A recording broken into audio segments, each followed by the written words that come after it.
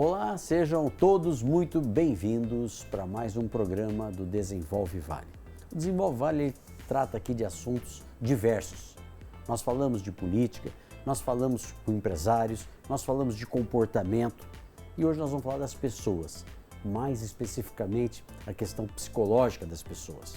Tem uma convidada muito especial, uma referência no tema de psicologia, a psicóloga Fabiana Luquemeyer. Tudo bem, Fabiana? Tudo bem, Seja bem-vindo aqui ao Desenvolve Vale. Obrigada pelo convite, é uma honra.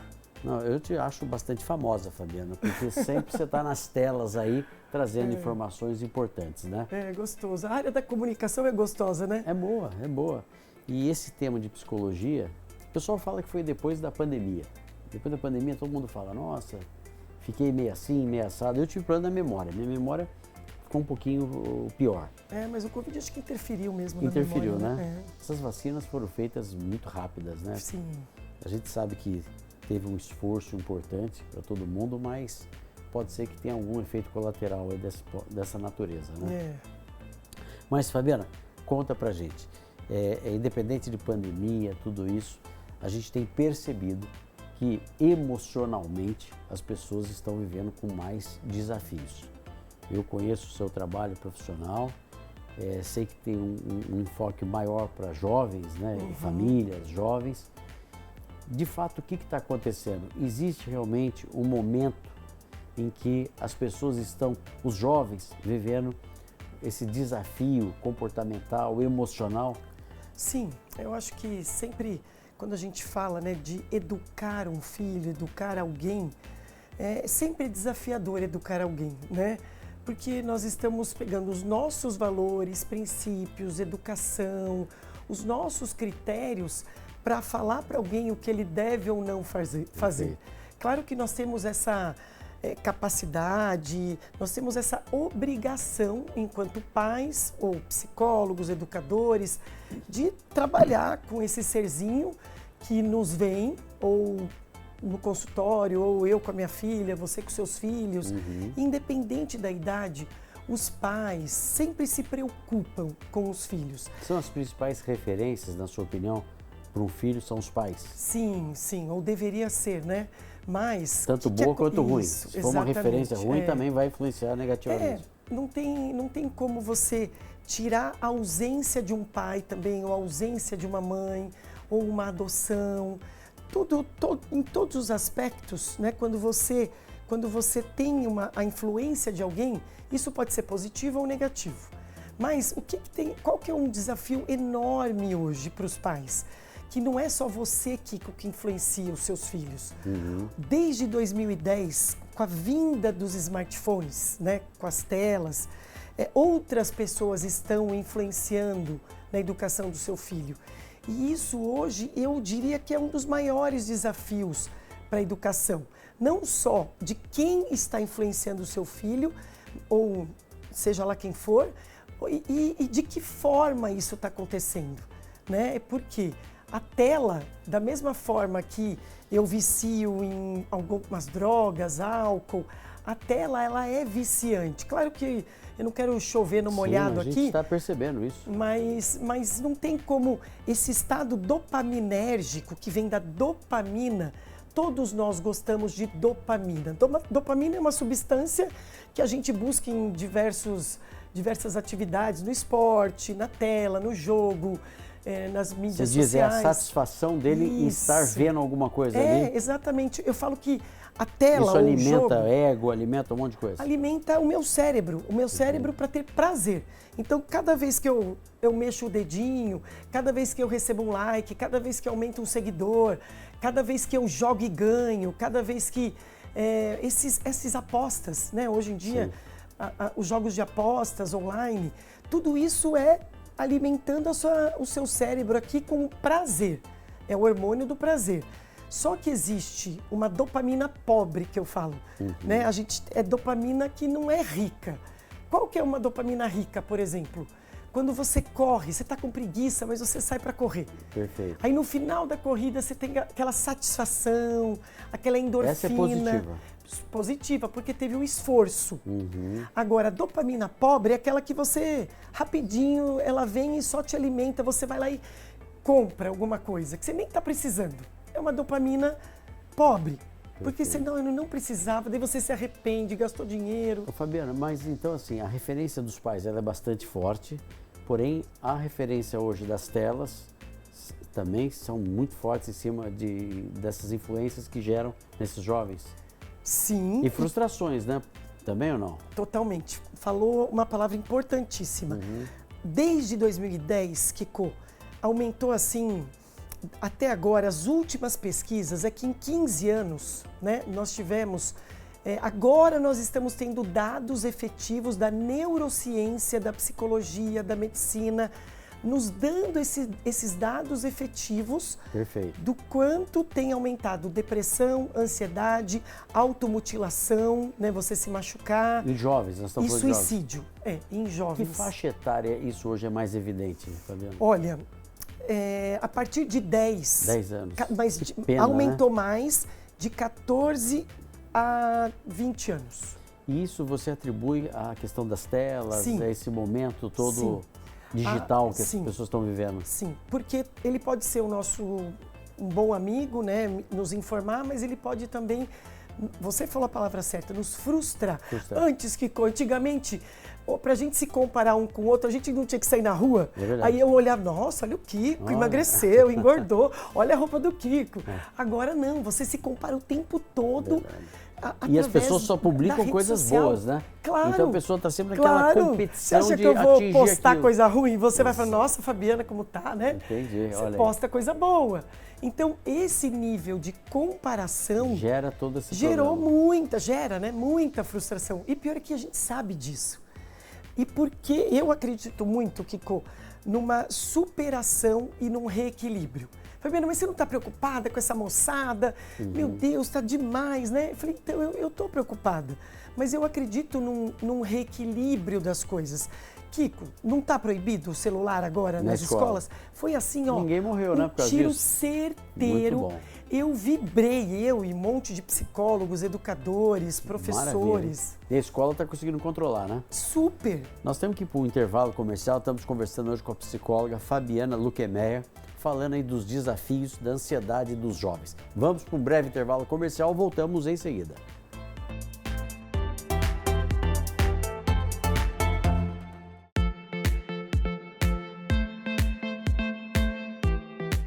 Muito bem, hoje nós estamos com uma pauta extremamente importante para você que é mãe, pai, tem um jovem dentro de casa, principalmente na faixa etária dos 14 aos 18 anos. Os desafios da ansiedade, falamos no primeiro bloco da questão do impacto negativo que tem o excesso das telas, de smartphones e celular e por aí vai, né?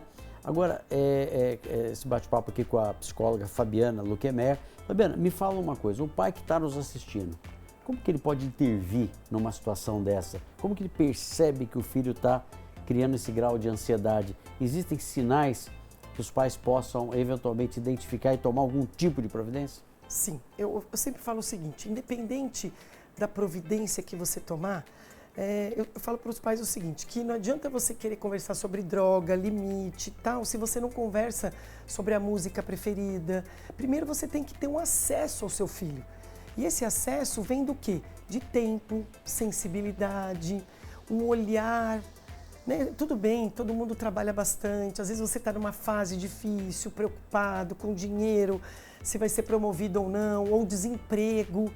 Então, claro que o pai e a mãe, eles também têm os seus problemas pessoais, conjugais e familiares. Perfeito. Mas para que eu tenha melhor acesso a esse filho, para falar sobre problemas, eu preciso primeiro falar sobre banalidades, sobre coisas que ele gosta. Você pode até não gostar da música preferida do seu filho, mas será que ver o seu filho jogar um videogame, ficar ali pertinho, o pai não joga, mas eu posso ver o seu jogo? Eu posso ver o que você faz. Criar uma conexão saudável. Isso, exatamente. Saber o que ele acessa. Porque tem muito pai também que acha que paga as contas e está feito pro filho, né? Tem que estar próximo. Eu concordo, quer dizer, tem que estar ao lado afetivo. E é tão gostoso, né, Kiko? É tão gostoso ter filho o aconcheguinho é uma lá. satisfação, né? É uma bênção, é preocupação, dá trabalho, sim. a gente sabe que dá trabalho, mas é bom demais. Gasta dinheiro, Cara. né? Eles não vão ser o que a gente quer que eles sejam, muitas vezes. Né? Então, a nossa expectativa como pais tem que ser também dosada. Porque eu fiz um filho, eu coloquei no mundo e a gente quer que ele seja muito do que nós gostaríamos. E às vezes, filho da mesma mãe, do mesmo pai, os irmãos são muito diferentes. Muito. Né? As características. Isso é legal, Kiko, falou uma coisa bacana. É eu observar meu filho e minha filha. Quais são as habilidades que ele tem? Né? Será que eu estou exigindo o que do meu filho? Eu estou exigindo o que ele pode me dar ou eu estou exigindo mais do que ele pode ou menos do que ele pode? Então eu acho que essa sensibilidade e o tempo é importante para você olhar para o seu filho de uma forma empática, né? De se colocar no lugar dele. Isso ajuda na formação dele. Sim, e não só repetir padrão de comportamento do seu pai e da sua mãe. Eu sou assim mesmo, eu sou dura mesmo, eu sou autoritária, porque minha avó foi autoritária, eu sou autoritária, eu vou continuar autoritária com a minha filha. Quando a minha filha nasceu e eu vi que ela estava crescendo, eu vi que eu estava uma pessoa muito exigente com ela. Quantos anos tem sua filha? Ela tem 8. 8 anos. Né? Então eu falei, não, eu não quero repetir um padrão, embora minha mãe tenha sido uma mãe muito bacana, minha avó muito presente, mas eu não queria ser autoritária. Tá certo. Aí eu fui fazer terapia. Falei, não, eu não... Eu acho que terapia, você está tocando num ponto, ajudaria muito as pessoas, né? Ajuda. Eu sou suspeita para falar, né? Eu acho que todo mundo tem desafios emocionais, a gente não tem que ter vergonha. Eu acho que procurar um profissional, um psicólogo, para você expor um problema que você tem, ninguém é perfeito, né? Eu tenho defendido muito isso. Porque eu vejo assim, você vai numa empresa, os problemas às vezes não são profissionais, são pessoais. As pessoas levam para o lado pessoal. Muito pessoal. Né? Eu converso muito com meus filhos isso. Né? E tem em todo lugar. Você tem problema em condomínio, você tem problema na família, então você tem que saber lidar. Eu acho que e a terapia, eu acho que ela ajuda. Né? Eu acho que ele tem que estimular as pessoas a tratarem os seus problemas. Né? Eu brinco assim, que quem faz terapia, você tem o setting de atendimento, você briga menos no almoço de domingo. Olha aí, que beleza. Come a macarronada lá sem confusão. Sem fazer terapia na mesa. Sem fazer terapia. Agora, os pais, a gente vê muitos pais super protetores. Isso não é um perigo pro filho, Fabiana? Aquele pai que não deixa ir na esquina, que protege ele e de tudo quanto é lado, não deixa ele passar um desafio. A criança às vezes fica até meio chata, né? Sim, fica. Eu acho que o pai, nesse caso, tem que ir lá fazer terapia. Sim, quando você sente que a mãe ou o pai, existe uma super proteção, porque proteção é uma coisa. Não, lógico. Hoje, no mundo de hoje, você tem que proteger o seu filho. Mas a super proteção já está mais do que batizada, que ela não é boa para gerar autonomia, confiança, credibilidade, autoestima, autoconfiança. Então, se você quer ter um filho mais seguro, mais autônomo, com mais credibilidade, que sabe se comportar, ele precisa sentir que você como pai acredita nele, que você como pai confia nele. Claro. Só que para confiar eu preciso dar aos poucos essa autonomia. E conforme ele vai mostrando inteligência, né, saber das coisas, você vai dando autonomia. Agora, isso vem com o tempo, né, com a idade. Não, sem dúvida. E se o pai não deixa ele aprender em casa as dificuldades, ele aprende na vida, que é muito pior, né? Sim, e às vezes vai fazer coisa errada e faz mal feito. Agora, assim, hoje a gente vive o dilema das drogas, né? Infelizmente, né? Drogas, violência e tudo mais. Essa questão de sexo, de drogas, existe um momento certo para os pais orientarem os seus filhos? Como que deve ser essa abordagem? Sim, olha, não tem... Hoje, antes de vir para cá, eu atendi uma paciente que eu falei, mas você falou para sua mãe que você está tendo relação sexual ou está pensando em ter? Ai, não, Fabiana, vocês são tão parceirinhas, né? Você e sua mãe. Ai, não, Fabiana, é medo de decepcionar. A minha mãe nunca perguntou. Eu já estou namorando há 1 ano e meio e minha mãe nunca me perguntou. Então eu não estou mentindo. Eu só não falei. Falei, mas fale. Fala para ela, Fabiana, mas ela vai proibir disso, proibir daquilo, não vai deixar o aquilo. Eu falei, então, mas... Os pais têm que ter abertura para isso. Então, ó, né? é importante conversar sim sobre sexualidade, não precisa ter vergonha, gente. Verdade. Sabe, pergunta, e aí, filha, como é que tá indo, tá? Leva, se você tá desconfiada, mas não quer conversar sobre isso, leva no ginecologista, Claro. leva num ebiatra, que é médico de adolescentes, é um clínico geral de adolescentes. Eu acho isso muito importante, porque às vezes você vê gestações Precoces, exatamente. pela falta do Por diálogo, falta de né? informação, é. Nós temos outro intervalo. Estamos conversando hoje com a psicóloga Fabiana Luquemeyer. Vamos para mais um intervalo e voltamos em seguida.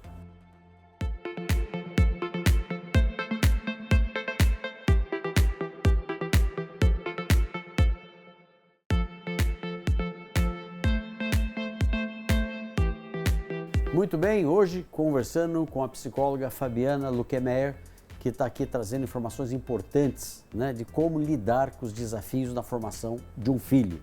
Filho não é só colocar no mundo e achar que dali em diante ele vai andar sozinho. É muito importante a presença dos pais, é muito importante o acompanhamento desse jovem.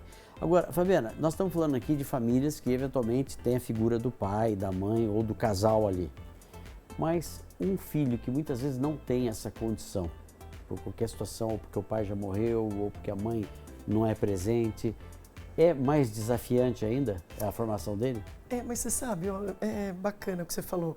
Eu tenho visto assim pais, como você falou, protetores, Sim. e que o filho tem tudo e mais um pouco. E aí esse filho, ele fica mais fragilizado. Olha só. Muitas vezes, Kiko, quando você tem uma perda ou quando você tem uma ausência, quando você tem problema para administrar, isso a longevidade está nos mostrando também, né? Que idosos que têm problema, eles vivem com menos demência, com menos Alzheimer. Então, no caso de uma pessoa, dependendo da estrutura psíquica dela, né? E se na primeira infância, até os 9 anos, ela teve minimamente amor, proteção, carinho, comida, um cuidado mínimo, ela tem condições emocionais lá no futuro, ou com terapia, ou com uma autoanálise, livros, conhecimento, programas como o seu aqui, ela buscar essa ajuda, ela consegue ter uma vida gostosa, plena, escolher pessoas legais. Então, todos nós temos nossas perdas e os nossos problemas, só que se você pegar, né, aquela velha história, fazer do limão uma limonada, uma caipirinha, só que isso demanda inteligência, demanda tempo, quer dizer, demanda não ter preguiça na vida. Não se ver como uma vítima, né? Exatamente, perfeito. Eu acho que a gente completou com mérito. Porque a gente percebe pessoas que tiveram dificuldades, parece que valorizam mais, né? Eu acho até os pais que têm mais recursos têm que tomar cuidado, porque às vezes hoje também está muito materializada essa relação, né? Quer comprar tudo. A gente brinca, né? Tem Filho Nutella, né? Filho Nutella, não dá. Tem que sentir dor. Se não for em casa, porque tem tudo. É o mundo real, né? Colocar num esporte que você tenha que se empenhar, ou saber colocar perder. Numa escola, saber perder, numa escola um pouco mais difícil. Lógico. Então a gente precisa dar desafios aos filhos. Até porque eu estava conversando esses dias com donos de escolas, né? E eles falavam o seguinte, que existem pais que se o filho tira nota baixa, vai lá brigar com o professor. Isso, gente, isso não é possível, né? É tirar a autoridade do professor. Claro, se o professor eventualmente se equivocou numa linha de comportamento, tudo bem, mas a gente sabe que não é isso. O nível de superproteção chega nessa grandeza. Então, verdade. Isso é importante, né? Que os pais que estão nos ouvindo aqui atentem à formação do filho para que ele se torne de verdade ali, com condições de se defender, condições de assumir os seus erros e tudo mais, né? Que profissional nós vamos querer no futuro? Um banana ou um cara que sabe, uma pessoa que sabe lidar com os desafios, né? Senão, o primeiro probleminha que tiver, sai correndo, né? Isso tem acontecido bastante, eles não estão aguentando a pressão, né? Existe pressão, mas olha, é muito antagônico, é pressão muito doido. Hoje chegou para isso. todo mundo, né? Eles são pressionados. Sim. O vestibular pressiona, a sociedade pressiona para você ser mais isso, menos feminista, mais machista, menos machista. Então, hoje, existe pressão de todos os lados. Só que daí cabe, dentro dos nossos valores, princípios, educação, você colocar na balança, fazer o trade-off, fazer esse equilíbrio de tudo que você pensa ser o correto, às vezes flexibilizar, às vezes pedir desculpas, às vezes falar assim não e é não. E não é e não. não ter problema de frustrar o seu filho ou de frustrar o seu pai. Tá certo. Né? Então a gente está no mundo que a gente precisa aprender a lidar mais com as frustrações. Fabiana, nosso tempo aqui está muito curto, ainda tem um pouquinho, mas hoje se escuta falar muito em doenças de déficit de atenção. Sim. É no seu consultório que trataria isso também? Sim, a gente na verdade... O que vem a ser déficit de atenção para quem está nos ouvindo? TDAH que a gente TDAH, fala, né? Transtorno de déficit de atenção e hiperatividade. Certo. Então hoje está tendo muito diagnóstico de adultos. Mas por que está dando tanto déficit de atenção? Exatamente por esse ficar pipocando num monte de tela. Você joga, daí você vai num jogo, aí você entra em uma rede social, daí você entra na outra, daí você entra no WhatsApp. Então, esse excesso de estímulos rápidos que tem feito com que as pessoas não fiquem no tédio. Você falou quais são os maiores desafios.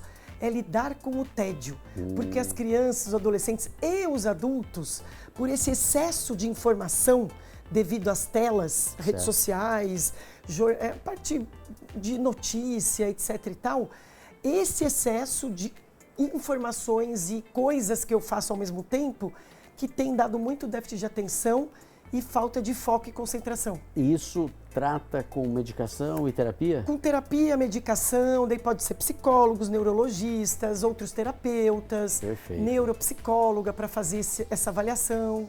Excelente. O nosso tempo aqui, como eu falo, passa muito rápido. É verdade. Mas o importante dessa entrevista, que foi muito boa, é a gente estar atento à formação de um jovem, porque ele tem muito futuro pela frente e se tiver que ter uma intervenção de correção, que seja agora em tempo. Então, quero agradecer bastante a sua participação. Eu que agradeço, imagina. Sempre muito gostoso. De muito conteúdo e qualidade. Obrigada. Muito bem, conversamos hoje com a psicóloga Fabiana Luquemer, trazendo aqui uma vivência importante na formação psicológica dos jovens. Agradeço a sua audiência e fique agora com o SBT Brasil.